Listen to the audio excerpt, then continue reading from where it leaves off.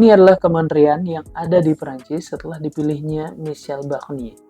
Oke teman-teman, jadi sebentar lagi kan kita juga akan ada masa transisi ya, di mana Presiden Prabowo akan mengangkat menteri-menterinya di Indonesia sesuai dengan goals yang ingin dia capai selama 5 tahun ke depan. Nah di Prancis, mungkin sedikit komparasi aja, kita lihat di Prancis itu ada kementerian apa aja. Oke, jadi di Prancis per tanggal 5 September kemarin Presiden Macron sudah memilih Michel Barnier untuk menjadi Perdana Menterinya. Nah, menteri-menteri ini akan berada di bawah pimpinannya dia, ya, di bawah kepemimpinannya dia, dan bergerak atas sesuai dengan tujuan yang ingin dia capai. Nah, tentunya tujuan yang dia capai juga merupakan dari RAPBN atau misalnya RJPP dari negara Prancis itu sendiri ya. Jadi dia nggak sepenuhnya sendiri, tapi dia dimonitor juga. Nah, di sini dia membawahi beberapa kementerian-kementerian yang ada di Prancis. Yuk kita lihat ada apa aja di sini.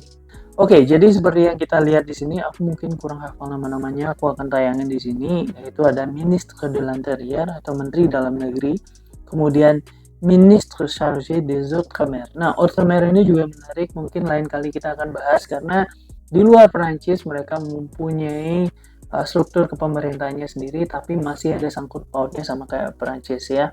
Jadi kalau di Inggris itu kita kenal dengan Commonwealth, di Perancis kita akan familiar dengan Outre-mer itu sendiri ya. Bagaimana kepemimpinan yang ada di luar Perancis tapi masih ada sangkut pautnya langsung. Kemudian ada Ministre des Armées et des Anciens Combattants. Jadi ada menteri pertahanannya dan juga di sini ada sangkut pautnya dengan para tentara yang udah pensiun mungkin ya. Kemudian ada Ministre du Travail et de l'Emploi. Jadi ini menteri ketenagakerjaan. Terus ada juga Ministre de l'Europe et des Affaires étrangères, ya, menteri luar negerinya. Dan juga menteri tentang Eropa ya, jadi karena mereka bagian dari Eropa itu sendiri. Kemudian Ministre de la Santé et l'Accès aux Soins ya, atau menteri kesehatannya. Kemudian Ministre de l'Économie, des Finances et de l'Industrie. Kalau misalnya kita menteri perindustrian ada sendiri, kalau di sini udah gabung sama menteri keuangannya. Kemudian ada Ministre de l'Éducation nationale atau menteri pendidikan ya, Kemendikbudnya. Kemudian di sini ada Ministre de l'Enseignement Supérieur et de la Recherche. Nah, ini menarik nih karena dia punya kementerian sendiri terkait dengan pengajaran dan juga penelitian ya. Jadi dibedain sama Kementerian Pendidikan. Lain kali mungkin akan aku cari tahu dan aku bakal share ke kalian semua. Bedanya apa sih ini antara Kementerian Pendidikan dan juga Kementerian Pengajaran ini ya. Ministre des Solidarités et de l'Égalité entre les femmes et les hommes. Ini cukup menarik sih karena gimana ya, kalau Perancis itu masalah hak itu cukup dijunjung tinggi sama mereka, jadi antara perempuan dan laki-laki memang harus setara. Ini sejarahnya panjang banget sih kalau kita ngomongin hak di Perancis ya. Atau setiap orang itu sebenarnya punya value-nya itu nggak boleh ditentang oleh orang lain sebenarnya. Dan ini yang membuat bagaimana kesetaraan yang ada di Perancis cukup dijunjung tinggi, sehingga dalam tanda kutip di sana mungkin ada sesuatu yang nggak cocok sama kita, misalnya kayak LGBT, kita nggak bisa terima tapi mereka bisa terima karena itu termasuk dari hak. Oke? Kita lanjut ke yang lain. Di sini ada Ministre du Logement et de la Rénovation Urbaine. Jadi ini penataan kota ya, PUPR-nya di sana. Terus ada Ministre des Sports, de la Jeunesse et de l'Associatif. Jadi ini menteri olahraga, tapi ada hubungannya dengan kepemudaan. Ya mirip lah ya, di sini Kemenporanya ada kepemudaannya juga. Terus ada Ministre de l'Agriculture, de la Souveraineté Alimentaire et de la Forêt.